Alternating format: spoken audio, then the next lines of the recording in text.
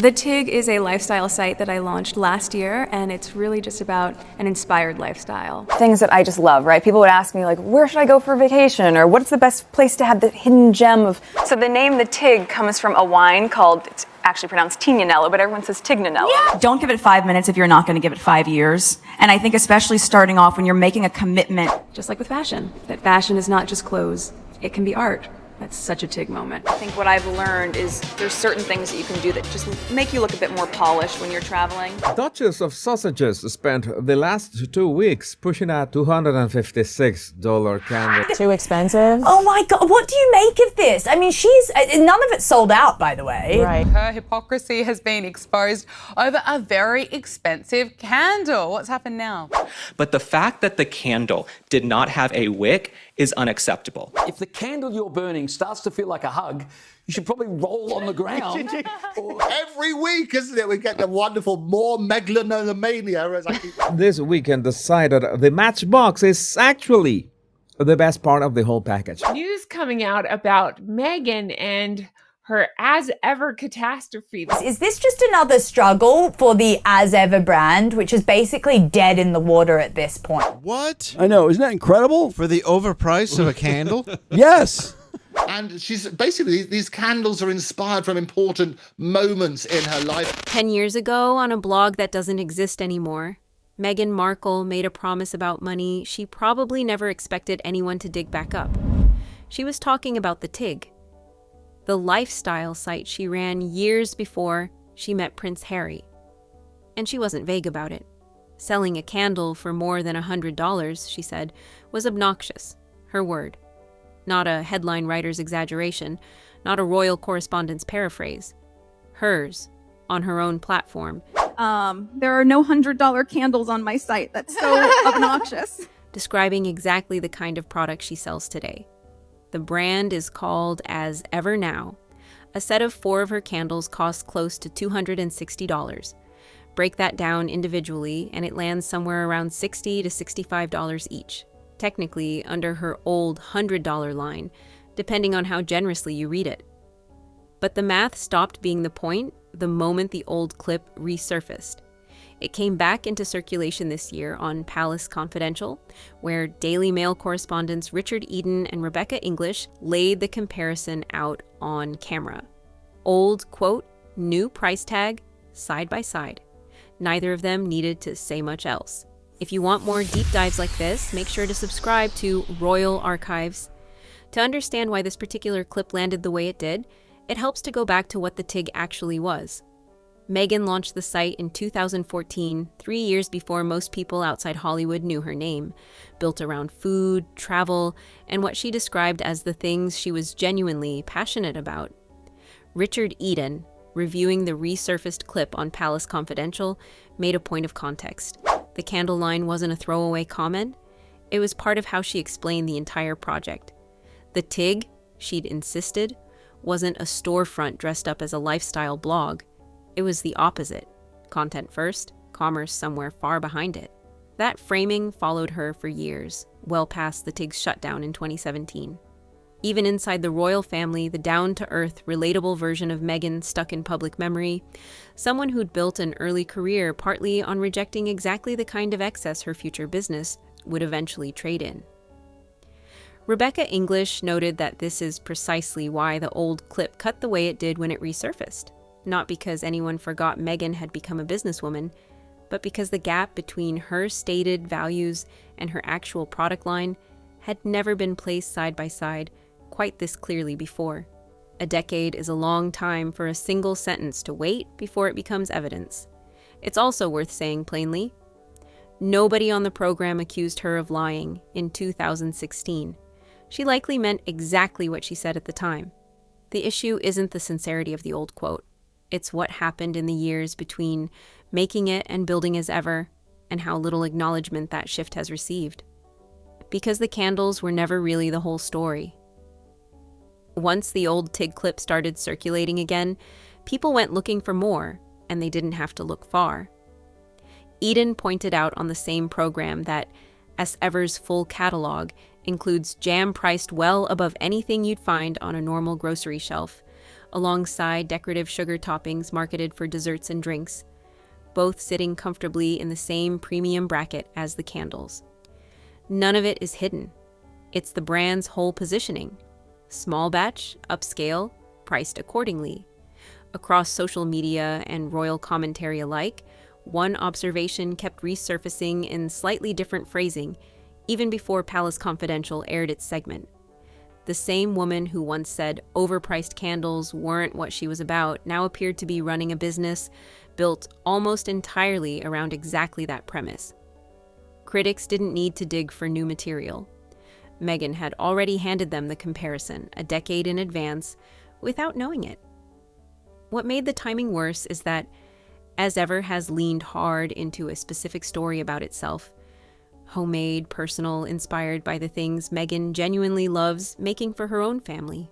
That's a different pitch than luxury goods at luxury prices, even if the price tags land in the same place.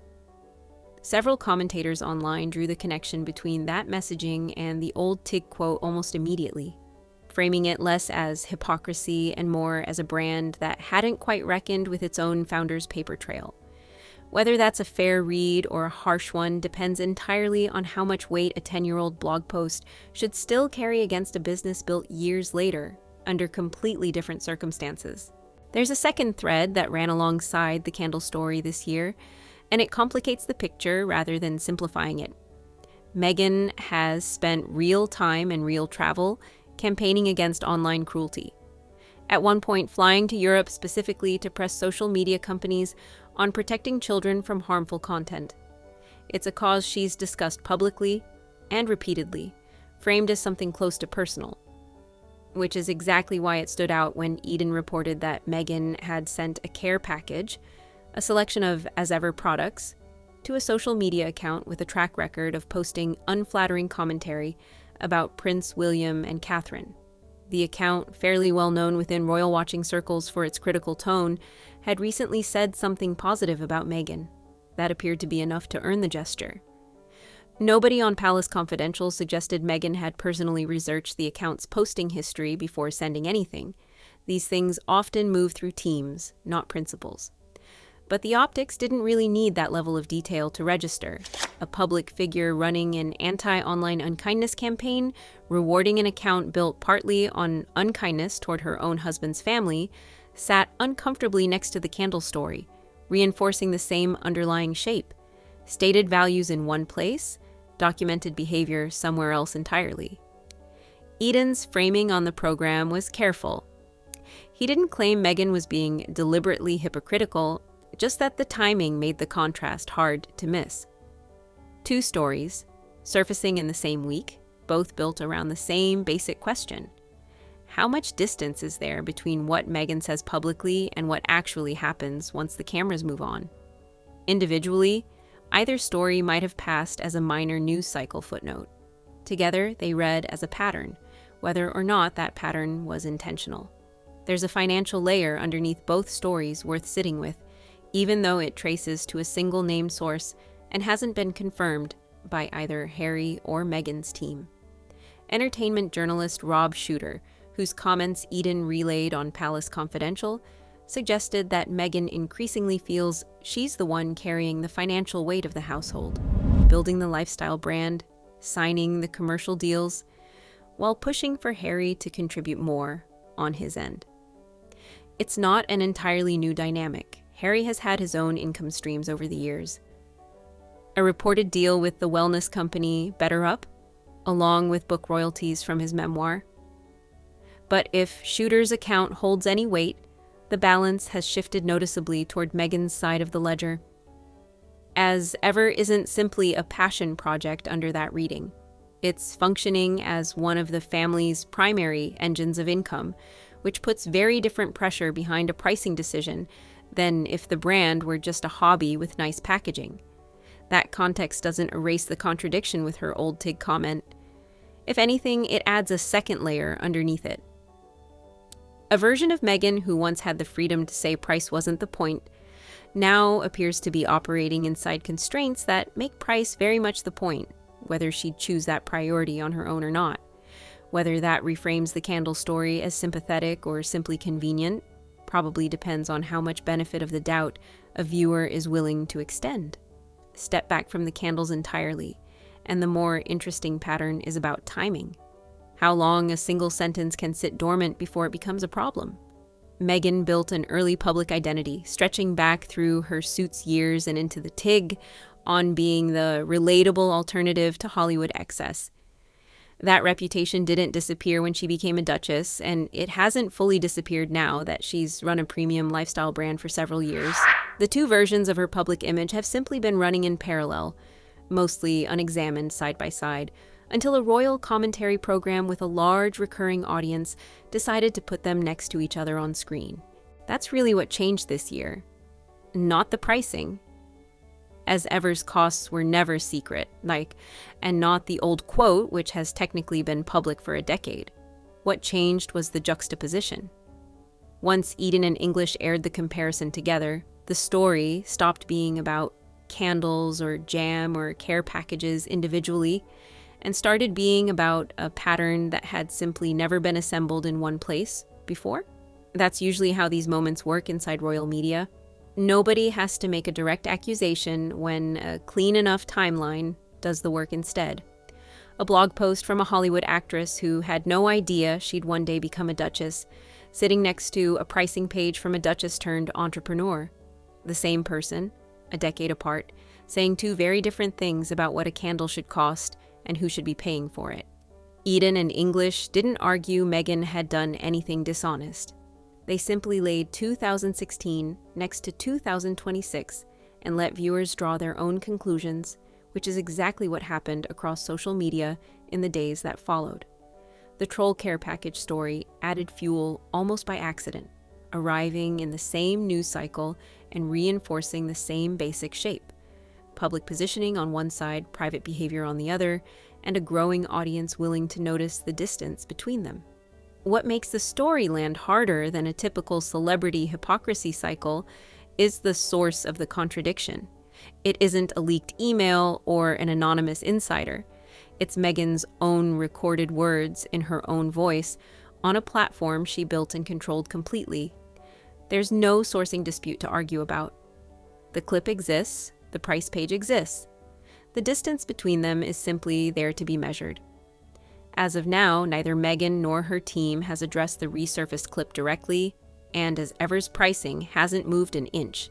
The candles are still listed at the same price. The jam is still priced the same way. Whatever response her team might eventually offer, if one comes at all, hasn't arrived yet, and there's no indication it's coming soon. What this moment confirms, more than anything specific about candles, is how durable old interviews have become in an era where almost nothing said on camera ever fully disappears. A decade-old blog comment just proved it could still generate headlines and real public reaction in 2026, long after most people had forgotten the TIG existed at all. Given how much traction this single clip picked up the moment it resurfaced, it's a safe bet this won't be the last time one of Meghan's own old words ends up working against the very brand she built to replace them.